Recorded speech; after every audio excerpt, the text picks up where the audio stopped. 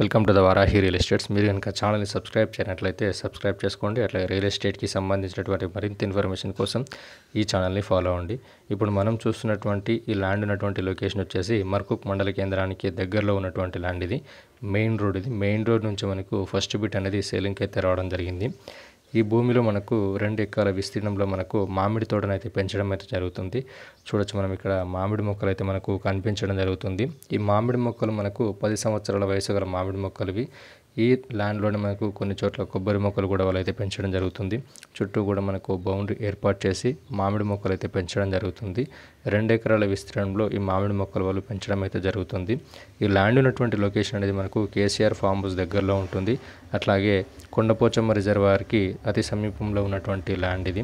మనకు ఈ ల్యాండ్ ఉన్నటువంటి లొకేషన్ సరౌండింగ్ ఏరియాలో వెంచర్స్ అయితే ఏర్పాటు చేయడం జరిగింది. అట్లాగే ఫామ్ ల్యాండ్స్, ఫామ్ హౌస్ అట్లా ఏర్పాటు చేయడం అయితే జరుగుతుంది. ఈ ల్యాండ్ ఉన్నటువంటి లొకేషన్ నుండి గౌరవం రాజీవ్ రహదారి అనేది 6 కిలోమీటర్ డిస్టెన్స్లో ఉంటుంది. అట్లాగే షామీర్పేట్ ఓఆర్ఆర్ అనేది 26 కిలోమీటర్ డిస్టెన్స్లో ఉంటుంది. హైదరాబాద్ 55 కిలోమీటర్ డిస్టెన్స్లో ఉంటుంది. కొండపోచమ్మ రిజర్వాయర్కి దగ్గరలో హైదరాబాద్కి పరిసర ప్రాంతాల్లో ఇన్వెస్ట్ చేయాలనుకున్న వారికి ఇది ఒక మంచి ఆపర్చునిటీ అని చెప్పొచ్చు. అట్లాగే మనకు ఫలాలించే దశలో ఉన్నటువంటి మామిడి తోట కాబట్టి